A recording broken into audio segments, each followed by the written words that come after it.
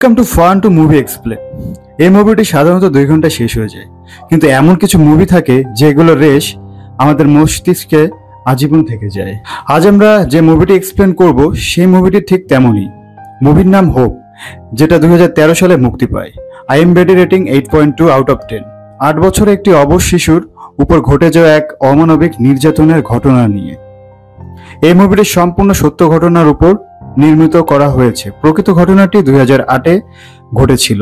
ঘটনাটি কোরিয়া সহ পৃথিবীর সকল মানুষের বিবেককে নাড়া দিয়েছিল। এক্সপ্লেনটি দেখার পর শেষে আপনার চোখে পানি চলে আসতে পারে। মুভির শুরুতে কোরিয়ার একটি ছোট্ট শহর দেখানো হয়, যার আকাশে ঘুড়ি উড়ছিল। ঘুড়িটি দেখে মনে হচ্ছিল এটি মানুষের মুক্তির প্রতীক। এরপরে দৃশ্য পরিবর্তন হয়, একটি ছোট পরিবারকে দেখানো হয়। এই বাচ্চাটির নাম হচ্ছে সোহান, যাকে নিয়ে এই মুভিটির মূল কাহিনী। সোহানের মার ছোট্ট একটি দোকান ছিল, আর তিনি সেই দোকানে কাজ নিয়েই সবসময় ব্যস্ত থাকতেন, তাই সে সবসময় বিজি থাকতো। এরপরে সোহান একাই স্কুলে যেত। সবসময় সোহানের বাবা একটি ছোট ফ্যাক্টরিতে চাকরি করত। সব মিলিয়ে তাদের একটি হ্যাপি ফ্যামিলি ছিল। অন্যদিকে স্কুলে বেস্ট ফ্রেন্ড ছিল, যার নাম ছিল পেট। তাদের মধ্যে সবসময় ঝগড়া চলতেই থাকতো, আর কি ছোট বাচ্চাদের মধ্যে যেগুলো হয়। যাই হোক, একদিন সোহান স্কুলে যাওয়ার জন্য রেডি হচ্ছিল, আর তখনই বাইরে প্রচন্ড বৃষ্টি শুরু হয়। সোহানের মা সোহানকে বলে, আমি স্কুলে গিয়ে দিয়ে আসি। বলে, মা, আমার যেতে 3 মিনিট সময় লাগবে, বরং তুমি আমার সাথে গেলে অনেক লেট হয়ে যাবে। তখন সোহানের মা সোহানকে বলে, আচ্ছা ঠিক আছে, কিন্তু তুমি বড় রাস্তা দিয়ে যাবে, ওইটাই তোমার জন্য সেফ হবে। এরপরে সোহান তার স্কুলের উদ্দেশ্যে বেরিয়ে যায়, আর আমরা একটি লোককে দেখতে পাই সোহানার উপর নজর রাখছিল। আমরা যে ঘড়িটি মুভি শুরুতে দেখেছিলাম, সেই ঘড়িটি এখন রাস্তায় পড়ে আছে। অর্থাৎ যে ঘড়িটিকে আমরা মুক্তির প্রতীক হিসেবে মনে করেছিলাম, সেই ঘড়িটি এখন আকাশ থেকে মাটিতে পড়ে আছে।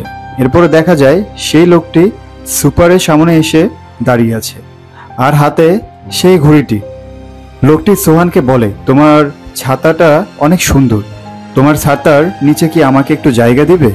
তখন কিছুটা ভয় পেয়ে আশেপাশে তাকায়, সে দেখতে পায় একটি লোক ওই রাস্তায় নেই, কারণ তখন প্রচন্ড বৃষ্টি হচ্ছিল। তখন লোকটিকে বলে, প্লিজ আমাকে যেতে দিন, আমার স্কুলে অনেক লেট হয়ে যাচ্ছে। কিন্তু এই 8 বছরের বাচ্চা মেয়েটির কোনো ধারণা ছিল না যে তার সামনে কি হতে চলেছে। পরের দৃশ্য দেখা যায়, সোহানার জিনিসপত্রগুলো চারদিকে ছড়িয়ে ছিটিয়ে পড়ে আছে, আর ছাতাটা ভেঙে গিয়েছে, আর স্কুল ব্যাগটা মাটিতে পড়ে আছে, আর ছোট জুতোগুলো সেখানে পড়েছিল। আর আমরা রক্তাক্ত ছোট দুটো হাতও দেখতে পাই।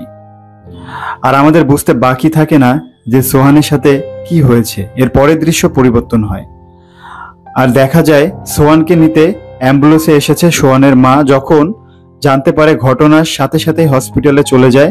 সোহানের মা হসপিটালে পৌঁছায় যখন পুলিশ এবং স্বাস্থ্যকর্মীরা তাকে বাধা দিতে থাকে, কিন্তু তারা বুঝতে পেরেছিল যে সোহানের মা এই দৃশ্য কখনোই সহ্য করতে পারবে না। কিন্তু সে তো মা, সে কি আর এই বাধা মানে? নিজেকে প্রচন্ড দোষ দিতে থাকে। এরই মধ্যেই ডক্টর তাদেরকে জানান যে সোহানের অবস্থা অনেকটাই সিরিয়াস, এখনই তাকে অপারেশন করতে হবে, আর তার পাকস্থলী এবং ইউনিটের থলিও কেটে ফেলে দিতে হবে। জন্য একটি ব্যাগ আলাদাভাবে লাগতে পারে। সব শুনে সোহানের বাবা কান্নায় ভেঙে পড়ে, কারণ সে ভাবতে থাকে এত ছোট একটি মেয়ে, তার এত অল্প বয়সে এত কিছু ফেস করতে হবে। তো ভিউয়ার্স, আমাদের হোপ মুভি এক্সপ্লেনের প্রথম পর্বটি আপনাদের কেমন লাগলো অবশ্যই কমেন্ট করে জানাবেন, আর আগামী দ্বিতীয় পর্ব দেখার জন্য অবশ্যই আমাদের চ্যানেলটি সাবস্ক্রাইব করে সঙ্গেই থাকবেন। ধন্যবাদ।